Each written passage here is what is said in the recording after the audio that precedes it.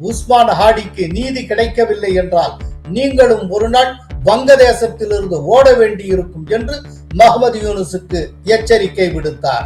উসমান হাদিকে হত্যা করা হয়েছে, এই হত্যার দায় আপনারা এড়াতে পারবেন না। வெளியுறவுத்துறை அதிகாரிகள் என்கிற போர்வையில் டாக்கா செல் என்கிற அமைப்பை டாக்காவில் இயக்கி வருகின்றனர் பாகிஸ்தான் ராணுவ அதிகாரிகள்। சில ராஜதந்திர ரகசிய காரணங்களுக்காக நீர்மூழ்கி கப்பலில் இருந்து செலுத்தப்பட்ட பாலிஸ்டிக் ஏவுகணை சோதனையை இந்தியா அதிகாரப்பூர்வமாக அறிவிக்கவில்லை। சோதனையின் போது அனைத்து இலக்குகளையும் ஆகாஷ் என்ஜி ஏவுகணை வெற்றிகரமாக தாக்கி அழித்தது।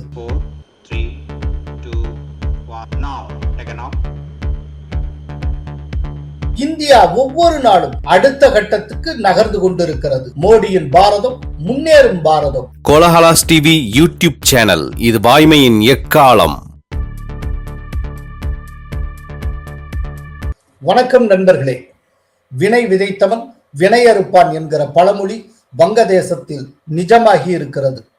வங்கதேசத்தில் முகமது யூனுஸை பதவியில் அமர்த்திய இஸ்லாமிய மாணவர்களே யூனுஸுக்கு எச்சரிக்கை விடுக்க தொடங்கி உள்ளனர்। நாட்டை விட்டு நீயும் ஓடப்போகிறாய் என்று மிரட்டி உள்ளனர்। உஸ்மான் ஹாடியை கொன்றது நீங்கள்தான், தேர்தலை நிறுத்துவதற்காக இதனை செய்தீர்கள் என்று கொல்லப்பட்ட ஹாடியின் சகோதரர் முகமது யூனுஸ் மீது குற்றம் சாட்டி இருக்கிறார்। 2024 நடந்த இஸ்லாமிய அடிப்படைவாத மாணவர் போராட்டத்தை முன்னெடுத்த இன்குலாப் மஞ்ச் தலைவர்களில் ஒருவரான ஷரீப் உஸ்மான் ஹாடி டிசம்பர் 12 டாக்காவில் உள்ள ஒரு மசூதியிலிருந்து வெளியேறி ரிக்ஷாவில் சென்று கொண்டிருந்த போது சுடப்பட்டார்। இருசக்கர வாகனத்தில் முகமூடி அணிந்து வந்த அடையாளம் தெரியாத நபர் ஒருவர் ஹாடியின் தலையில் சரமாரியாக சுட்டுவிட்டு தப்பினார்। பலத்த காயமடைந்த ஹாடி டாக்கா மருத்துவக் கல்லூரி மருத்துவமனையில் அனுமதிக்கப்பட்டார்। பின்னர் மேல் சிகிச்சைக்காக சிங்கப்பூர் அழைத்து செல்லப்பட்டார்। பின்னர் வங்கதேசத்தில் உள்ள பொது மருத்துவமனையில் அனுமதிக்கப்பட்ட அவர் கடந்த 18 உயிரிழந்தார்। பிப்ரவரி 12 நடக்க இருக்கும் பொது தேர்தலில் டாக்கா 8 தொகுதியின் வேட்பாளராக ஹாடி போட்டியிட இருந்தார்। ஹாடியின் கொலையாளிகள் இன்னமும் பிடிபடவில்லை। கொலையாளிகள் இந்தியாவுக்கு தப்பி ஓடி விட்டதாக வங்கதேச ஊடகங்கள் தெரிவித்தன। அதனை அந்நாட்டின் கூடுதல் ஐஜி மறுத்திருக்கிறார்। এই বিষয়টা আমাদের কাছে সুনির্দিষ্ট তথ্য, আমরা এখনো কনফার্ম হতে পারিনি যে সে হয়ে চলে গেছে। এটা একটা হতে পারে, এটা একটা অনেক সময় অপরাধীরা নানা ধরনের তথ্য দিয়ে, বিভ্রান্তিকর তথ্য দিয়ে নিজেদের অবস্থানটা গোপন করারও প্রয়াস চালাতে পারে, সেরকম একটা প্রচেষ্টা হতে পারে। இந்த சூழலில் டாக்காவின் ஷாபாக் பகுதியில் உள்ள தேசிய அருங்காட்சியகத்தின் முன் இன்குலாப் மஞ்ச் ஏற்பாடு செய்திருந்த நிகழ்ச்சியில் கொல்லப்பட்ட ஹாடியின் சகோதரர் ஷரீப் ஓமர் ஹாடி உரை நிகழ்த்தினார்। அப்போது முகமது யூனுஸ் அவர்களே, உஸ்மான் ஹாடியை கொன்றது நீங்கள்தான், தேர்தலை தாமதப்படுத்த என் சகோதரரை கொன்றீர்கள் என்றார் ஹாடியின் சகோதரர்। আপনারাই উসমান হাদিকে হত্যা করিয়েছেন, আবার আপনারাই এটাকে ইস্যু করে নির্বাচন বানচাল করার চেষ্টা করতেছেন। আপনারা যারা রাষ্ট্র ক্ষমতায় থাকাকালীন অবস্থায় উসমান হাদিকে হত্যা করা হয়েছে, এই হত্যার দায় আপনারা এড়াতে পারবেন না। அவர் மேலும் என்ன பேசினார் என்பதை பார்ப்போம்। ஹாடி கொலையை பயன்படுத்தி தேர்தலை நிறுத்த முயற்சி செய்கிறீர்கள்। எந்த ஒரு அமைப்புக்கோ அல்லது வெளிநாட்டு எஜமானர்களுக்கோ அடிபணியாததால் தான் ஹாடி கொல்லப்பட்டார்। தேர்தல் சூழல் பாதிக்கப்படாமல் இருக்க வேண்டுமானால் கொலையாளிகளுக்கு விரைவாக தண்டனை கிடைக்க வேண்டும்। গোটা খুনি চক্রকে জাতির সামনে উপস্থাপন করুন। একটা জিনিস আপনারা মনে রাখবেন, বাংলাদেশের জুলাই বিপ্লবের আগে যারা ক্ষমতাধর ছিলেন, যারা রাষ্ট্রকে নিজেদের মনে করতেন, তারা কিন্তু আজকে কেউই বাংলাদেশে নাই। இந்த விவகாரத்தில் எந்த முன்னேற்றத்தையும் உங்கள் அரசு காட்டவில்லை। உஸ்மான் ஹாடிக்கு நீதி கிடைக்கவில்லை என்றால் நீங்களும் ஒரு நாள் வங்கதேசத்திலிருந்து ஓட வேண்டியிருக்கும் என்று முகமது யூனுஸுக்கு எச்சரிக்கை விடுத்தார்। নির্বাচনের পরিবেশকে যাতে বিঘ্ন না হয়, খুনির বিচার করুন, আপনারাই ওসমান হাদিকে হত্যা করিয়েছেন, আবার আপনারাই এটাকে ইস্যু করে নির্বাচন বানচাল করার চেষ্টা করতেছেন। তা আমরা কখনোই হতে দিব না। இதன் மூலம் முகமது யூனுஸ் தலைக்கு மேல் கத்தி தொங்கிக் கொண்டிருப்பது உறுதியாகிவிட்டது. எப்போது வேண்டுமானாலும் அந்த கத்தி அவர் தலையையோ அல்லது நெஞ்சையோ பதம் பார்க்கும். எந்த மதவெறி பிடித்த வன்முறை கும்பலால் முகமது யூனுஸ் பதவியில் அமர்த்தப்பட்டாரோ அந்த கும்பலே அவரை மிரட்டத் தொடங்கி உள்ளது. இதற்கிடையில் இந்திய ராணுவ வியூக வல்லுநரான பிரிகேடியர் பிரிஜேஷ் பாண்டா என்பவர் சில முக்கிய தகவல்களை வெளிச்சத்துக்கு கொண்டு வந்திருக்கிறார். அவர் என்ன கூறியுள்ளார் என்பதை பார்ப்போம். வெளியுறவுத்துறை அதிகாரிகள் என்கிற போர்வையில் டாக்கா செல் என்கிற அமைப்பை டாக்காவில் இயக்கி வருகின்றனர் பாகிஸ்தான் ராணுவ அதிகாரிகள். இதற்கான நிதி போதைப்பொருள் விற்பனை மற்றும் கள்ளநோட்டு அச்சடிப்பு மூலம் வழங்கப்படுகிறது. இதன் நோக்கம் பாகிஸ்தானின் அடிவருடியான ஜமாத்தி இஸ்லாமிக்கு சாதகமாக தேர்தலை மாற்றுகிற வரை முகமது யூனுஸ் நிர்வாகத்தை தொடரச் செய்வதாகும்.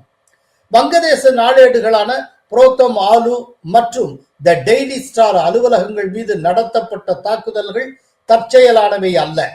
மதசார்பற்ற மீடியாக்களின் எதிர்ப்பு குரலை ஒடுக்குவதற்கான அச்சுறுத்தலாகும். மதசார்பற்ற பத்திரிகையாளர்களும் நேர்மையாளர்களும் இந்திய ஏஜென்ட்டுகள் என முத்திரை குத்தப்படுகின்றனர். கடந்த ஆண்டு போராட்டத்தில் கொல்லப்பட்டவர்களை தியாகிகள் என புகழ்வதும் இந்திய எதிர்ப்பு பதிவுகளும் வங்கதேச சமூக ஊடகங்களில் முன்னெடுக்கப்படுகின்றன. ஜமாத்துகள் மூலம் மதவெறி திட்டமிட்டு பரப்பப்படுகிறது என்று பிரிஜேஷ் பாண்டே குறிப்பிட்டிருக்கிறார். வங்கதேசத்தில் நெருக்கடி முற்றி பித்துப்பிடிக்கும் நிலை ஏற்பட்டிருக்கும் சூழ்நிலையில் இந்தியா ராணுவ ரீதியில் அதிரடி சோதனைகளை வெற்றிகரமாக நடத்தி உள்ளது. சப்மரைன் லான்ச்ட் பாலிஸ்டிக் மிசைல், அதாவது SLBM என்று அழைக்கப்படும் நீர்மூழ்கி கப்பலில் இருந்து செலுத்தப்படும் பாலிஸ்டிக் ஏவுகணை சோதனையை வெற்றிகரமாக இந்தியா நடத்தி உள்ளது. நேற்று முன்தினம், அதாவது 23ஆம் தேதி இரவு விசாகப்பட்டினம் அருகே வங்கக்கடலில் அணு நீர்மூழ்கி போர்க்கப்பலான INS அரிஹந்திலிருந்து SLBM ஏவுகணை சோதனைக்காக செலுத்தப்பட்டது. இது ஒரு மாபெரும் சாதனையாகும்.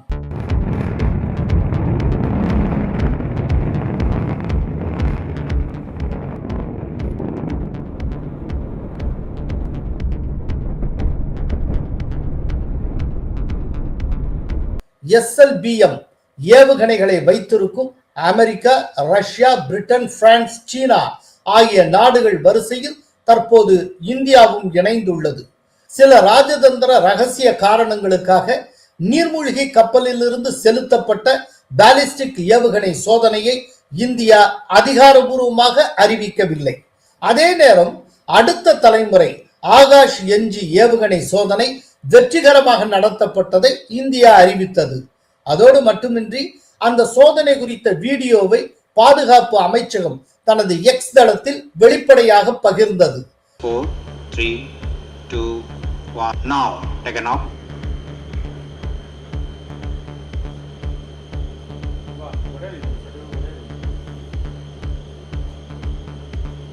பாதுகாப்பு ஆராய்ச்சி மற்றும் மேம்பாட்டு நிறுவனத்தால், அதாவது DRDOவால் உருவாக்கப்பட்ட அந்த ஏவுகணை பல்வேறு வகையான வான்வழி அச்சுறுத்தல்களை துல்லியமாக இடைமறித்து அழிக்கும் திறன் கொண்டது. சோதனையின் போது மிக குறைந்த உயரத்தில் பறக்கும் இலக்குகள் முதல் மிக அதிக உயரத்தில் வெகு தொலைவில் உள்ள இலக்குகள் வரை அனைத்து இலக்குகளையும் ஆகாஷ் NG ஏவுகணை வெற்றிகரமாக தாக்கி அழித்தது. இதில் உள்நாட்டிலேயே தயாரிக்கப்பட்ட ரேடியோ அலைவரிசை சீக்கர், அதாவது RF சீக்கர், 2 நிலைகளில் செயல்படும் திட ராக்கெட் மோட்டார், அதாவது dual pulse solid rocket motor மற்றும் ரேடார் அமைப்புகள் பயன்படுத்தப்பட்டுள்ளன. இந்த ஏவுகணையின் அனைத்து உதிரி பாகங்களும் இந்திய தொழில்துறையினரின் உதவியுடன் வடிவமைக்கப்பட்டுள்ளன. எதிரி நாட்டு போர் விமானங்கள், ட்ரோன்கள் மற்றும் ஏவுகணைகளை நடுவானிலேயே தாக்கி அழிக்கும் திறன் கொண்டது ஆகாஷ் NG ஏவுகணை. இது இந்தியாவின் வான் பாதுகாப்பு கவசத்தை, அதாவது ஏர் டிஃபென்ஸ் ஷீல்டை பல மடங்கு பலப்படுத்தும். பழைய ஆகாஷ் ஏவுகணைகளை விட இது மிக அதிக வேகத்துடன் செயல்படும். இது இந்திய விமானப்படையின் தற்காப்பு திறனை பெருமளவு அதிகரிக்கும். ஆகாஷ் NG ஏவுகணை இந்திய வான் பாதுகாப்பில் புதிய அத்தியாயத்தை தொடங்கும் என DRDO தெரிவித்திருக்கிறது. ஆகாஷ் சோதனை வெற்றி அடைந்ததற்கு பாதுகாப்புத்துறை அமைச்சர் ராஜ்நாத் சிங் மகிழ்ச்சி தெரிவித்திருக்கிறார். நவீன தொழில்நுட்பத்துடன் கூடிய இந்த ஏவுகணை அமைப்பு இந்திய விமானப்படையில் வான் பாதுகாப்பு திறனை மேலும் வலுப்படுத்தும் என்று அவர் பாராட்டியிருக்கிறார். தற்போது ஏவுகணை சோதனை வெற்றிகரமாக முடிந்துள்ளதால் விரைவில் இந்திய ராணுவம் மற்றும் விமானப்படையில் ஆகாஷ் NG இணைக்கப்படும் என எதிர்பார்க்கப்படுகிறது.